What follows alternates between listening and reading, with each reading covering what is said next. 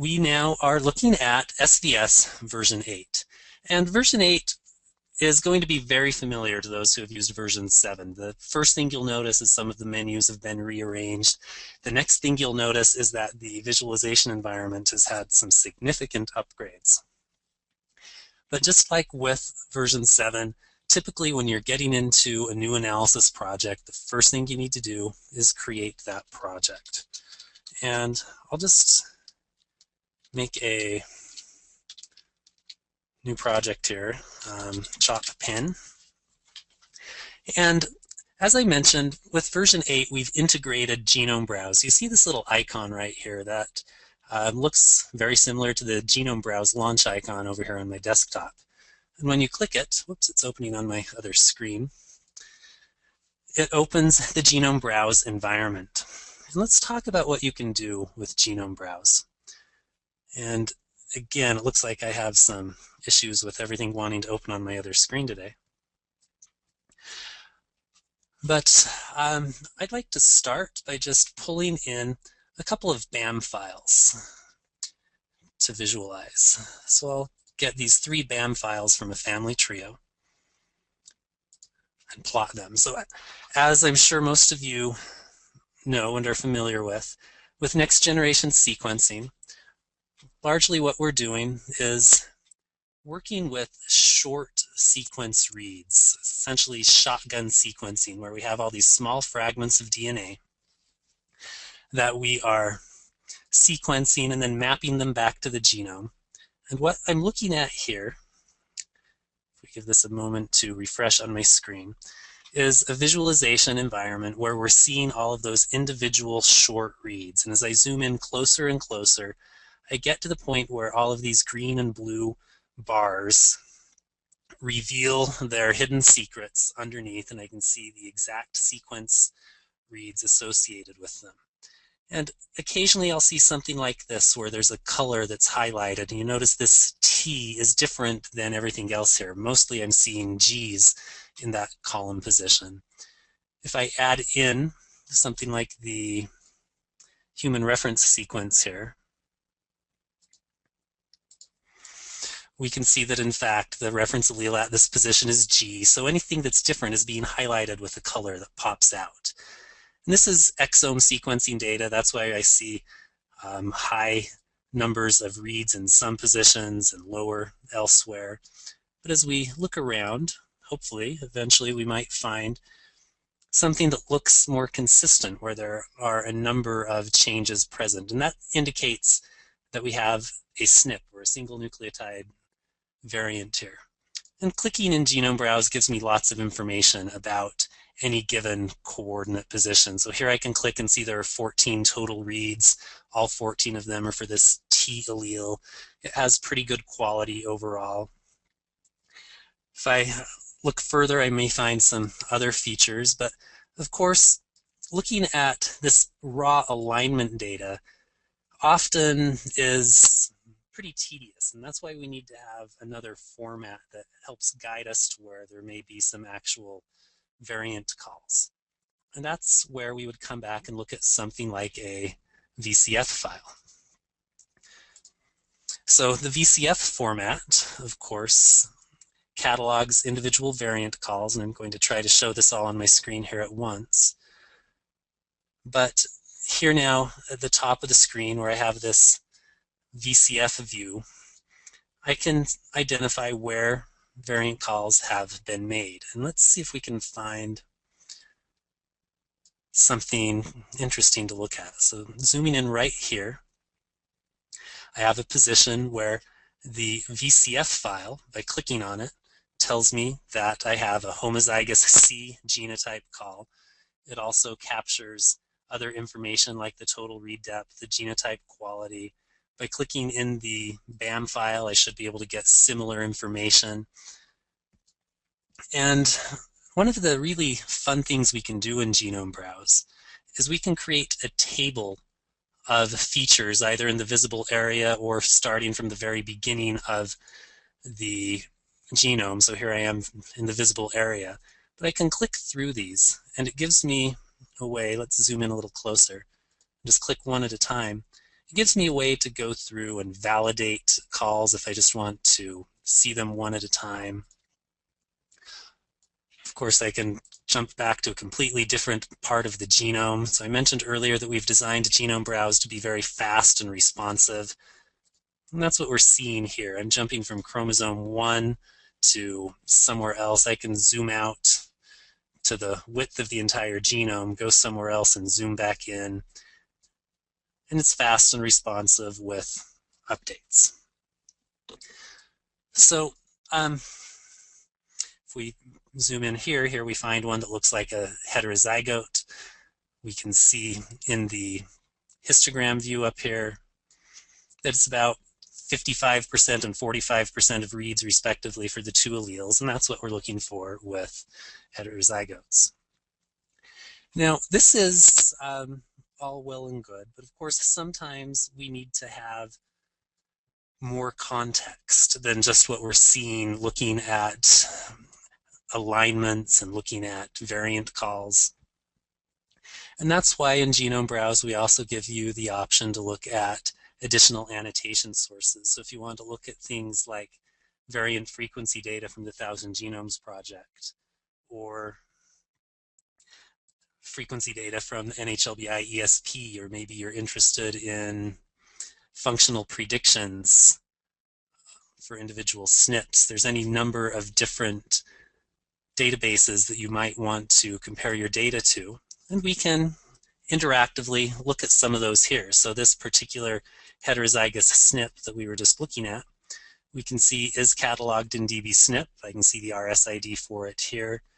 The NHLBI ESP data says that it has an allele frequency of about 15% in European Americans, and 1000 Genomes Project actually flips that. So sometimes you see this where the non-reference allele is actually the most common one, and one database is capturing the minor frequency and the other is capturing the alternate non-reference frequency, and that's what we have here.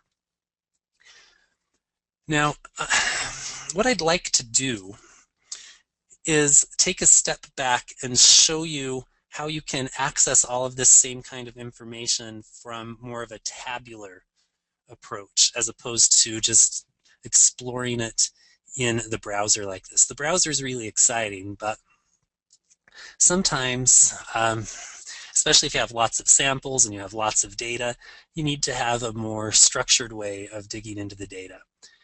And what I'd like to do is show you a project built around 5 members of a family.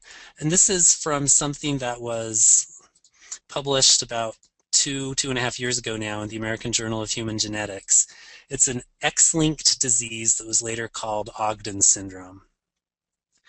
And I've just pulled up 5 VCF files to look at. And with these 5 VCF files, you can look through and see their labels. We have an affected male child who has this disease that is X-linked. And in an X-linked disease, of course, we expect the mother and grandmother to both be carriers.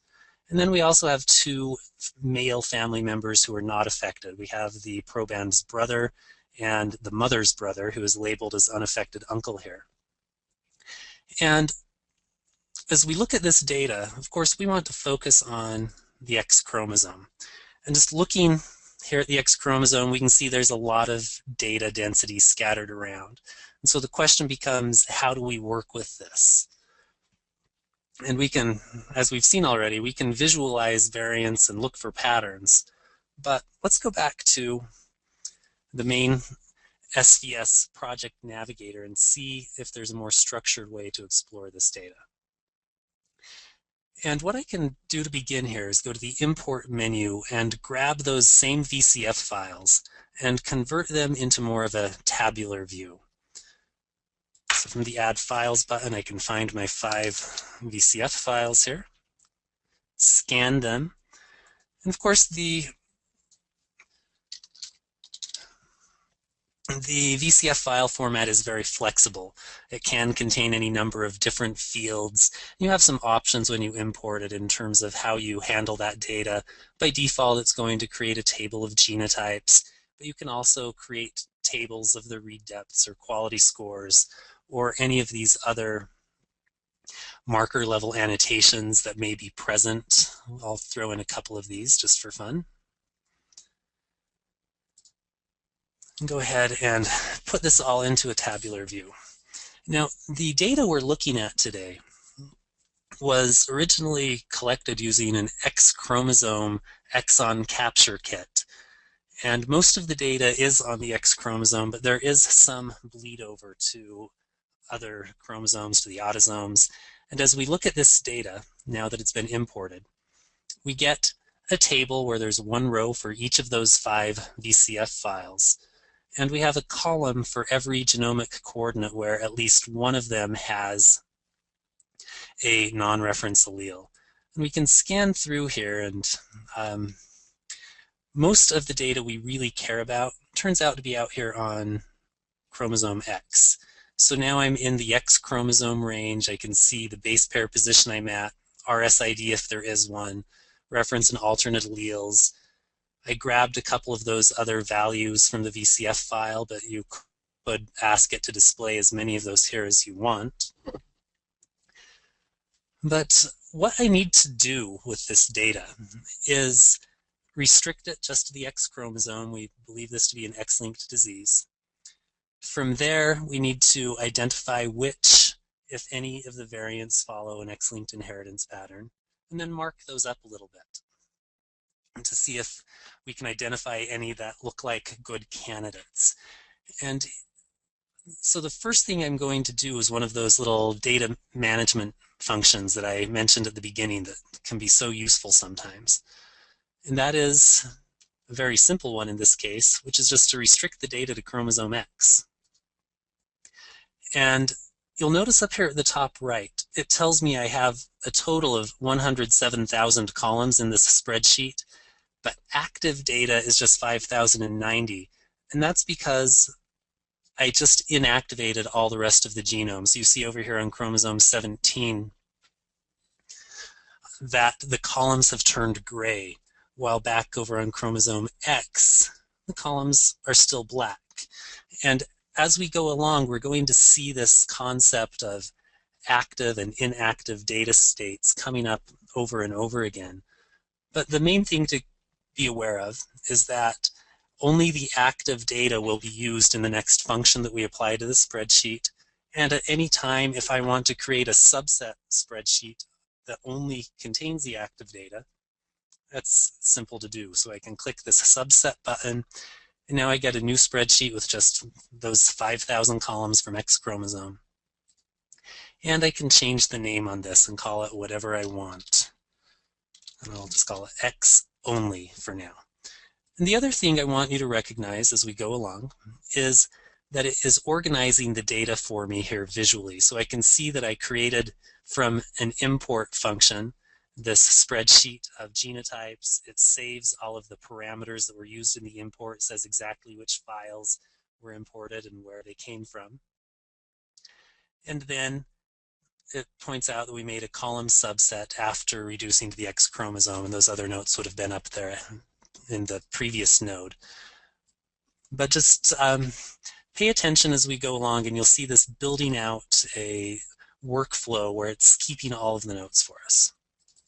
So now that we're in the X chromosome, the next thing I'd like to do is restrict this to the variants that fit an X-linked inheritance pattern. And in SVS, there are a lot of options for identifying patterns, and in fact, it's very flexible in that regard. But the function I'll use right now is this very simple one called activate variants by sample genotypes. And this function allows me to go through one sample at a time and specify exactly the zygosity status that I'm looking for in each one. And there are other functions where maybe you have a case control grouping and you want to look for particular types of variants in each group, or particular types of variants with some kind of a frequency threshold where at least 30% of one group carries a variant that is present in less than 10% of the other, that kind of thing. But the function we'll use here is strictly defined. I want to find where the affected male child is called homozygous alternate. Of course, it's technically hemizygous on X, but it's still annotated as diploid or homozygous. But we want the two carrier females to be heterozygous at the same variant site, while the unaffected males are homozygous reference.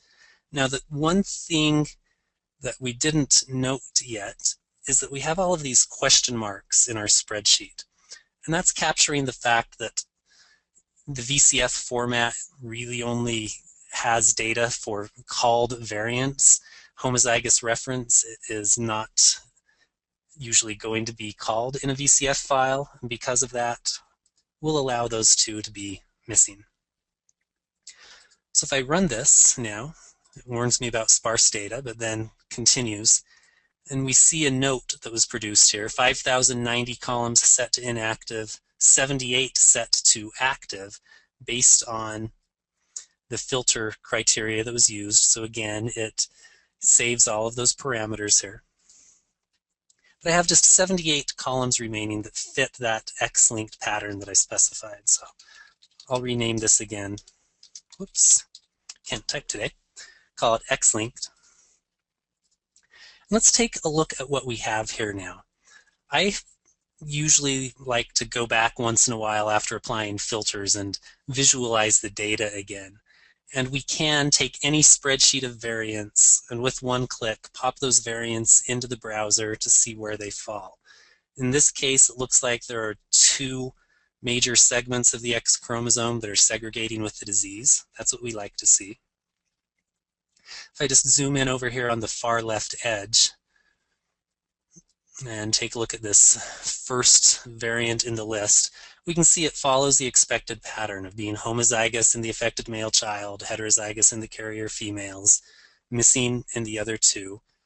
I can change how this is displayed to show those reference C alleles there if I want. By default, they're hidden for just for ease of viewing. And as we've seen earlier, I could, at this point, start adding in annotations to learn more about these. So I could look at functional predictions or frequency data to learn about this particular SNP. And indeed, we see that it's something that's pretty common, a 53% alternate allele frequency in 1,000 genomes. And functional predictions are telling me that based on SIFT, this should be pretty well tolerated. And based on polyphen, it looks like it's benign. So this low score is benign in polyphen 2. But of course, we can be more structured about this in our approach and get some of the same information from the spreadsheet view. So back here in my spreadsheet with my 78 X-linked variants, what I'd like to do first is find out which of these are coding and if any of them are non-synonymous. Of course, you can take different approaches. The tool is very flexible, as I've said earlier, but I'll go ahead and run the variant classifier here, which also has a filter in it that will reduce the data just to non-synonymous variants. Let's let this run. It'll go pretty quick. And we see here now, we get a listing of all of the variants, all 78 of them that were in the spreadsheet. It tells me which are encoding regions, which are downstream of genes and UTRs, intronic, intergenic, and so on. But anything that is coding gets a more detailed report where I can see synonymous or non-synonymous classification. We don't have anything more sinister here like stop gains or splice variants, but those would be listed here if there were any, and we can see what gene they're in and the actual coding and protein changes as well. So this is all well and good, and we can see that there are, looks like 8, let's just confirm that with a summary here. We can see that there are 8 non-synonymous SNVs, and the filter we applied should have reduced the spreadsheet to those 8 active columns, and indeed it did. So these we know are non-synonymous. is automatically renamed as coding classification filter applied, but I like to just add my own little note to it here so I know exactly what it is. It's the non-synonymous variants. And so with just 8 of these, I might go back to the browser and explore them a little bit again, or I can just get some of that information right here, right now. And in the DNA-seq menu, under Annotate and Filter Variants, I can select any of those annotation sources that I want to look at and pull in whatever information is available from them. So if I want to get information from the 1000 Genomes Project, or from functional predictions, or the NHLBI exome data, I can select any sources that I want to look at and can proceed then to either set up filters or simple annotation procedures around each one. So when I click next, it will ask, how do you want to use that NHLBI data? Do you want to apply a filter based on that? Do you want to use some kind of a frequency threshold in the filter? For now, I'll say, don't filter it, just give me a report. Same thing with the 1000 Genomes data. Don't filter it any further. There's only 8 of them. Just give me the report. And same thing with the functional predictions. Here I could set it up to drop out anything that is considered benign by all 5 algorithms or any different combination. But today I think I'll just get the report. So this will go pretty quickly. And I see exactly what I was able to find here. Out of the 8 variants, all 8 of them have functional predictions available. 7 of them are found in 1000 genomes. That means 1 must be novel. Similarly with the ESP, 7 of them are found. That means 1 must be novel. And back here in the project, I see all of the individual reports. So I can look and see what was found in the ESP, for example, what was found in 1000 genomes with what frequency, and I can look at the actual functional predictions. Now there are different places you could go from here, but what I usually like to do is start to mix and match a little bit, merge together some of these reports to get what I consider the most relevant information for my current project.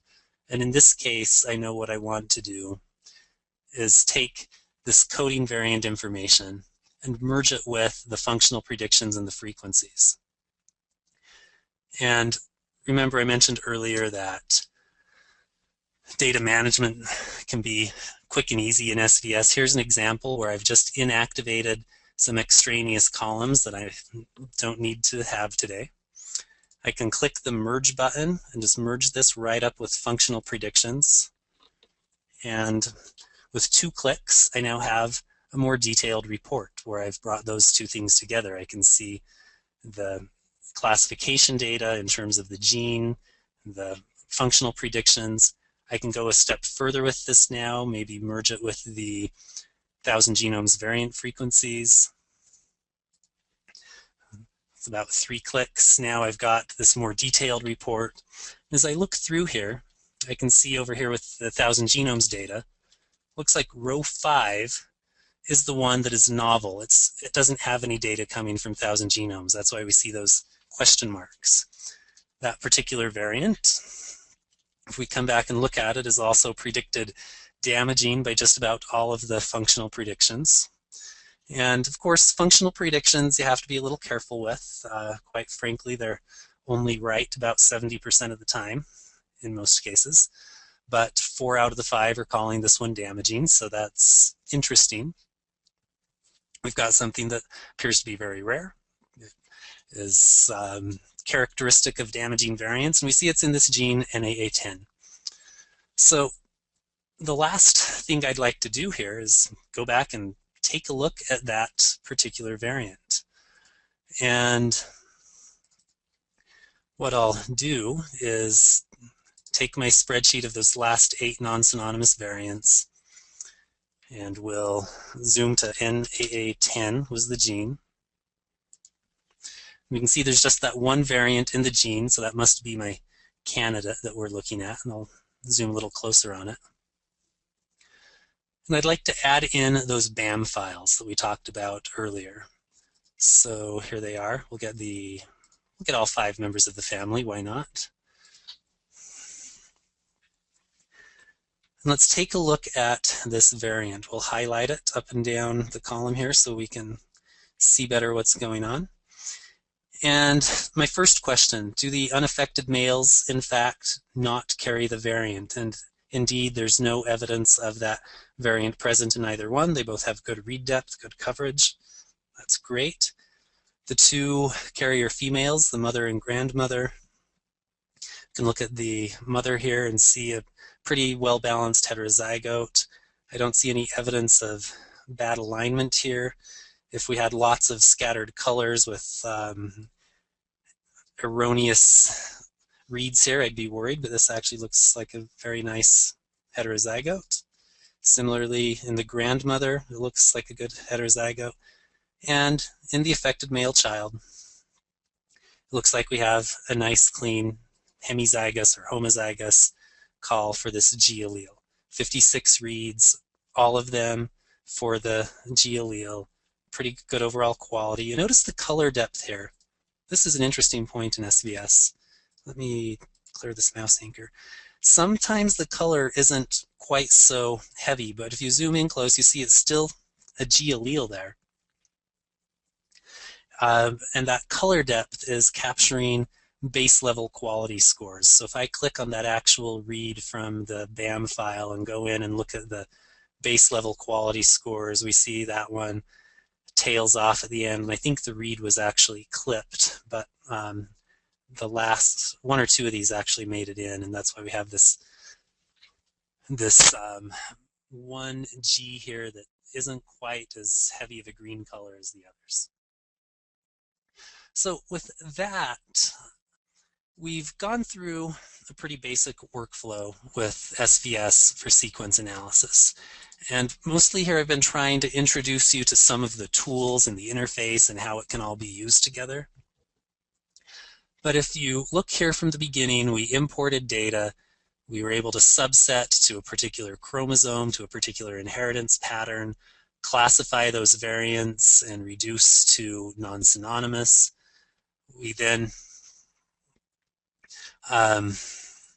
were able to compare it to different databases, ultimately create a visualization where we could go back and validate the variant calls interactively. And that's what we really want you to be able to do with SVS, with sequence data, is to be able to interact with external data sources, look for patterns within your data, and we have tools for working with both small and large sample sizes. This one, where it's a Mendelian disease, where it's a restricted search space with a single chromosome, might be a bit of an ideal scenario. Of course, in the real world, you have things that aren't as obvious as one novel missense variant. And so I'd like to show you just a few other things you might do with this. If we come to a different project here that's already had some work done in it. This is a project that's based on the 1,000 Genomes project. And if we look at this now, we have a spreadsheet that instead of 5 people has over 1,000, 1,092 to be precise. And this is not the full whole genome 1,000 Genomes data set. It's actually been restricted just to the exon regions. But as I scan through this data set, you see we have 700,000 columns of data, which is starting to get kind of on the larger side. We've worked with data sets of 20, 30 million columns or more. But what you can do with this kind of data is kind of fun. We can create those same types of visualizations that we had with 5 samples, but here with over 1,000. Let me just pick a smaller region of the genome and zoom in. And because we have some kind of phenotype information here, we can also start grouping samples. So if I group based on the 1,000 Genomes populations, we can start to find variants like right in here. We've got something It looks like it's really common in Europeans. The Europeans are labeled with this blue bar on the axis. Asians in green, we see that variant is very rare in Asians and very common down here in Africans. And we can see variants that are just the opposite. Here's one that's common in Asians, rare everywhere else. And so we can read data that's either in a multi-sample VCF file or in a spreadsheet like what we have here. We can view and interact with it in the browser, but we can also use some of those same tools for annotation and filtering that we saw with a small sample size. So in this particular project, just to give you an idea of what you can do, we started out with all of this data from the 1,000 Genomes project. There were 700 and some odd thousand variants that were flagged as being in the exome. But after comparing it to RefSeq exons, we restricted it to 435,000, looked at allele frequency and NHLBI. That reduced it to 363,000 that are below 1%, compared it to dbSNP annotations for allele frequency and dropped the rarest and restricted again to about 355,000. We can classify those, and here we see the complete classification results, where we can get an idea that there's about 200,000 non-synonymous SNVs in here, about 130,000 that are synonymous, all kinds of different splice site mutations, stop gain, stop loss, lots of things going on in this data. But ultimately, then, if we restrict to everything except the synonymous, we had about just over 200,000 of those. And that can be put into a rare variant association test. And we support a few different types of rare variant association tests.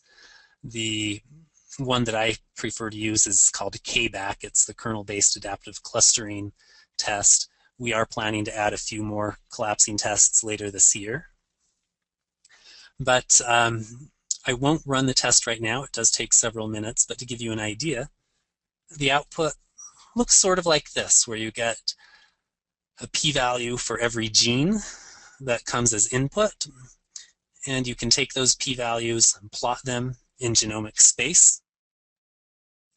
You can then add annotations and start to look at them and work with them a little bit more. I think I have another plot here that's already been dressed up a little bit. We'll look at this one. So this one is a little more accurate. It used more permutations on the test to get a better empirical significance estimate. We can see that this one top SNP, as we zoom in on it, or not SNP, but gene, looks like it's the ALPK1 gene. You can change the labels to make it a little more obvious. Just to emphasize what it's identifying when you get this signal in a gene, if I add in the raw data that was used to calculate the result, I can see that there are a lot of variants in that gene. This view level, it's maybe a little bit hard to see, but there's a lot of variation scattered around in that gene.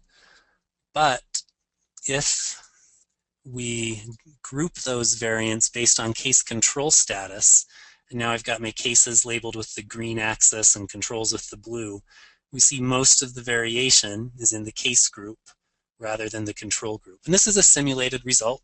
Might be a little bit idealized, but you get the idea that we do have some tests available to help you find these broader patterns of rare variation. And so if we come back now and look at some other things we can do, I mean, I don't want to go into too much detail here, but down at the bottom, we can do either marker level association tests, gene level association tests, or different types of gene level association tests. I just turned on this KBAC, or not KBAC, but CMC, which is another method we support that will be the results in green here. There we go. So I have to get this where we can walk through, and you can plot all your results together, see everything side by side, and really have an interactive experience with the software.